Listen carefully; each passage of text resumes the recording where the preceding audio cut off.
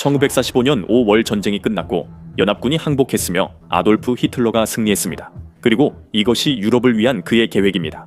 베를린의 거리는 인파로 가득합니다. 수천 명의 베어마우트 병사가 라이히 총리관저 앞에서 경례하며 행진합니다. 발코니 위에서 아돌프 히틀러가 군중을 내려다보며 마이크를 듭니다. 그의 목소리는 라디오로 대륙에 퍼집니다.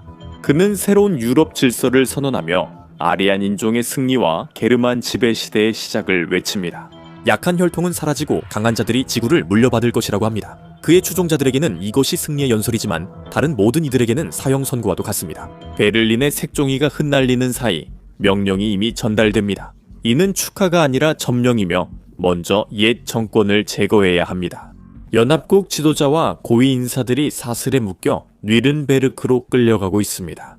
그들은 독일 포로가 되어 유대인 꼭두각시로 낙인 찍힌 채 파리와 런던 등지에서 공개 재판을 받고 있습니다. 독일 SS 부대가 거리를 활보하면서 분위기는 공포에 휩싸여 있습니다. 저항군 전사들은 재판도 질문도 없이 현장에서 즉시 제거됩니다. 그들은 그냥 사라집니다.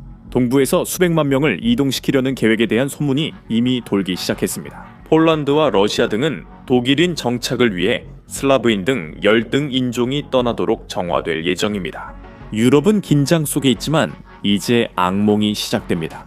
2일째부터 나치 기계가 본격적으로 움직입니다. 하인리히 힘러 SS 수장은 라이히코 미사리아트에 새로운 규칙을 보냅니다.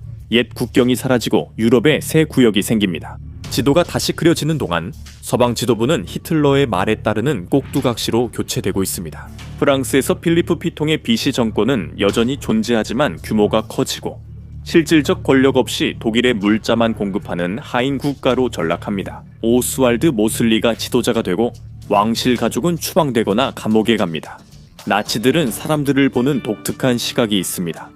덴마크, 노르웨이, 스웨덴 등 북유럽 국가는 사촌처럼 여겨지며 독일계 형제로 불립니다. 이 나라들도 나치 기준의 온화함 아래서 여전히 끔찍한 대우를 받으며 정부는 해산되고 독일이 장악합니다.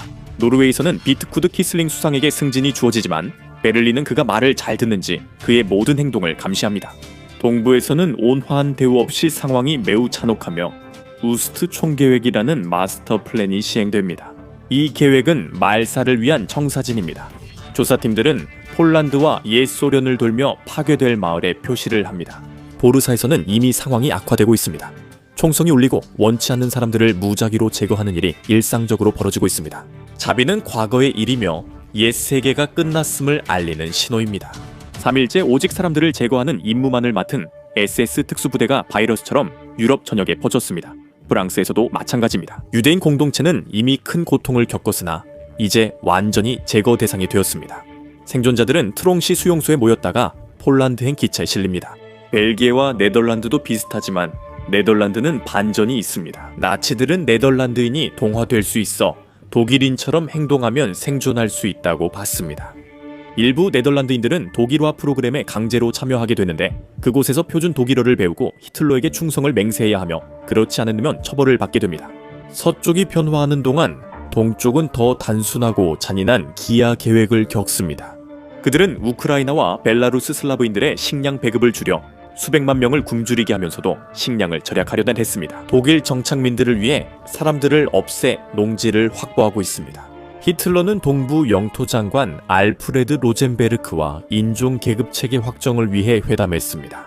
맨 위는 독일인과 노르딕 쪽, 그 다음은 다른 아리안족, 맨 아래는 슬라브인, 유대인, 로마니족입니다. 이 집단들에 대한 계획은 노예화나 생명의 종말입니다. 하지만 또 다른 문제가 있습니다. 히틀러는 독일하기가 충분하지 않다고 걱정합니다. 그래서 중혼에 대한 제한이 돌기 시작합니다. 즉, 실제로 SS 장교들이 아내를 2명 이상 둘 수 있도록 허락하는 방안을 고민하고 있다는 뜻입니다. 그들은 우월한 인종 인구 증대를 위해 일부 다처제를 도입하려고 합니다. 4일째입니다. 헤르만 괴링이 경제를 담당하고 있으며 그의 팀들은 서유럽의 메뚜기 떼처럼 몰려듭니다. 그 목적은 교역이 아니라 약탈입니다. 영국은 한때 산업 강국이었지만 이제 그곳의 공장들은 베를린을 위한 무기를 만들라는 지시를 받습니다. 프랑스의 포도밭과 공장들도 압수당하고 모든 것이 독일로 흘러 들어갑니다. 동쪽에 비옥한 우크라이나에 주목한 나치는 이곳을 제국의 곡창지대로 삼으려 했으나 이미 현지 주민들이 있었습니다. 해결책은 인구의 50%, 즉 수천만 명을 강제 이주시키는 것입니다. 그들은 이들을 내쫓고 문화반 언어가 독일의 뿌리를 둔 폴크스도이체 사람들로 대체하려고 합니다. 그들은 카프카스의 석유와 우랄의 니켈 등 모든 자원을 베어마흐트 군대에 보냅니다. 모스크바에서 옛 공산주의자들을 대거 추방하고 있으며 경고를 위해 시신들이 붉은 광장에 쌓여 있다는 보고가 들어왔습니다. 통행 금지가 저녁에 시행되고 주민들은 계속 신분증을 제시해야 합니다. 유럽은 감옥처럼 변해가고 있습니다. 요제프 괴벨스 선전부 장관 이 대륙 전체에 걸쳐 사람들의 생각을 통제하기 위한 캠페인을 시작합니다. 그들은 아테네에서 오슬로까지 모닥불을 피우며 책을 불태웁니다. 나치가 역사를 지우려 하며 유대인 작가, 공산주의자 등 그들이 타락했다고 여긴 이들의 작품 수천 권이 불태워집니다. 나치는 기독교가 약하다고 반대하며 유대인 음모로 낙인 찍었습니다. 교회가 폐쇄되고 일부는 나치 신전이 됩니다. 이들은 신이 아닌 국가 숭배를 원했기 때문이며 더 깊은 이유도 있습니다. 히물러는 인간의 영혼을 새로 쓰고 싶어하며 오컬트 집착으로 비델스베르크 성을 SS의 중심지로 만듭니다. 그는 왜곡된 이교도 신화로 새 종교를 만들고 십자가를 하켄크로이츠로 성경을 나의 투쟁으로 바꿉니다. 그리고 그들은 오네네르베라는 유사 과학 조직을 만들어 티베트, 중동에 파견해 슬라브 지역에서 성배, 운명의 창 등 고대 유물을 찾게 합니다. 학교는 똑똑한 사람 대신 노예만 원함으로 완전히 바뀝니다. 아이들은 세 가지를 배웁니다. 복종 500가지 숫자 세기신이 정직을 명령한다는 점입니다. 독일인들은 역사, 과학, 문학이 없다. 에리히 히물러의 독일 민족 강화 제국위원회 라이츠코미사르 für die Festigung deutschen Volkstums 제치가 폴란드와 우크라이나에서 아이들을 납치하기 시작해 상황이 더욱 악화됩니다. 그들은 금발머리와 파란 눈과 같은 아리안 특징을 가진 아이들을 노려 부모로부터 아이들을 빼앗아 독일로 보내고 이 아이들은 독일 가정에 맡겨져 국가가 주도하는 납치 프로그램을 통해 제대로 된 나치로 자라게 됩니다.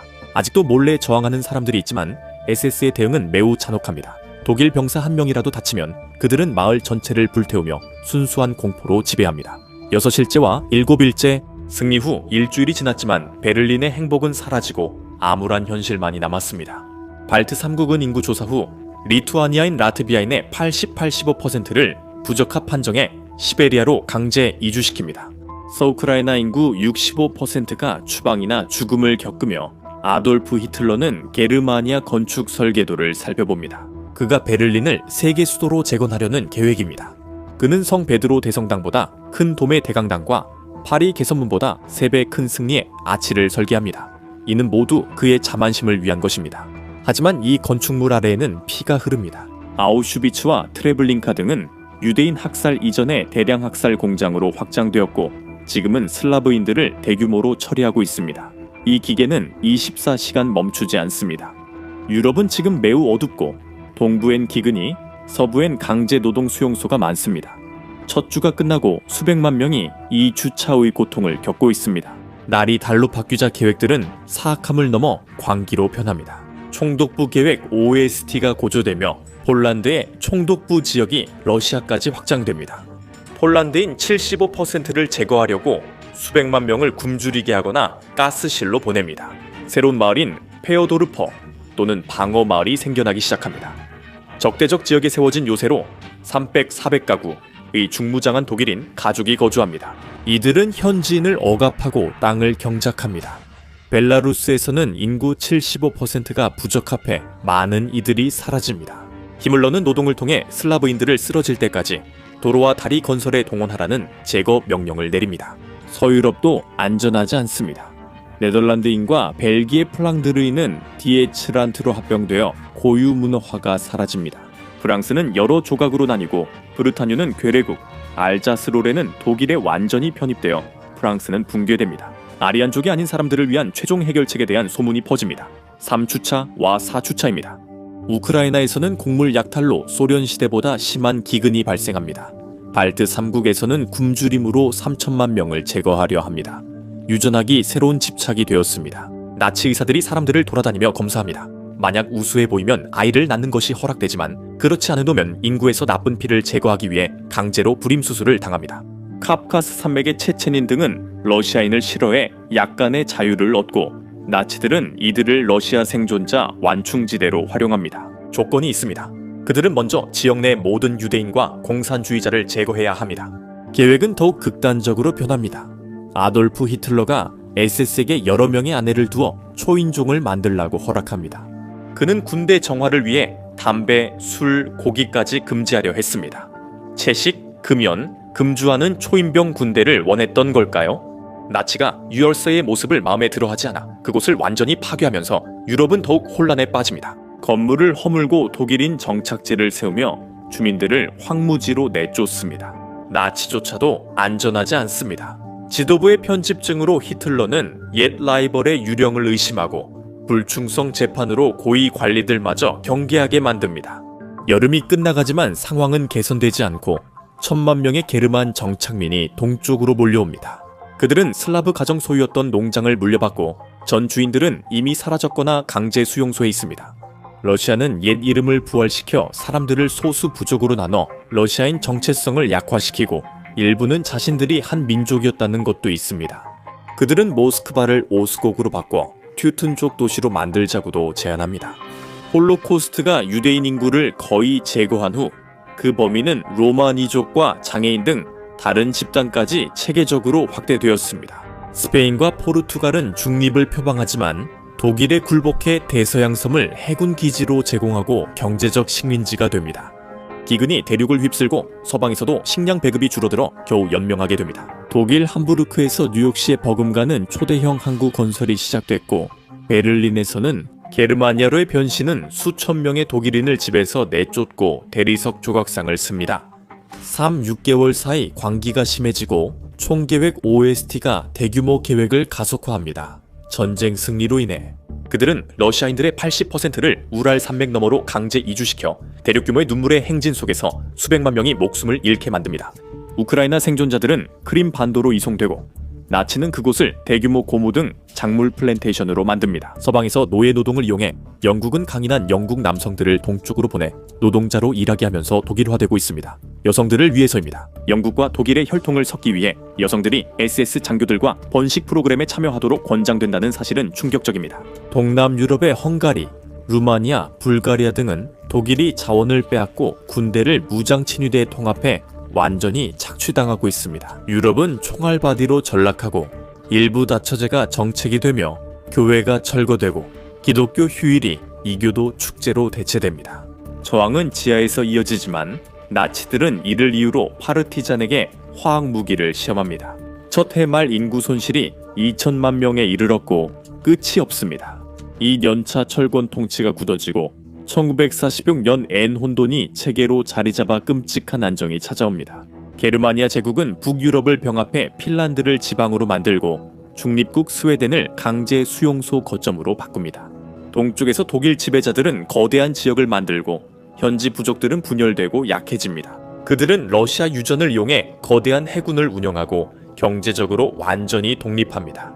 히틀러는 세계 정복 2단계를 위해 아프리카에 집중하고 게르마니아의 영광의 전당 건설을 즉시 지시합니다. 제국은 아틀란트로파 프로젝트로 지브롤터 해협을 다시 막으려 합니다. 목표는 지중해 수위를 수백 피트 낮춰 물을 빼고 유럽과 아프리카를 유라프리카라는 초대륙으로 합치는 것입니다. 그들은 해저에 대규모 농경지를 만들려 하지만 남유럽이 사하라보다 뜨겁고 사람이 살 수 없는 염분 사막이 될 위험은 무시하고 있습니다. 이것은 행성 규모의 지구공학으로 지구의 지도를 다시 그리려는 그들의 오만함이 한계 없음을 보여줍니다.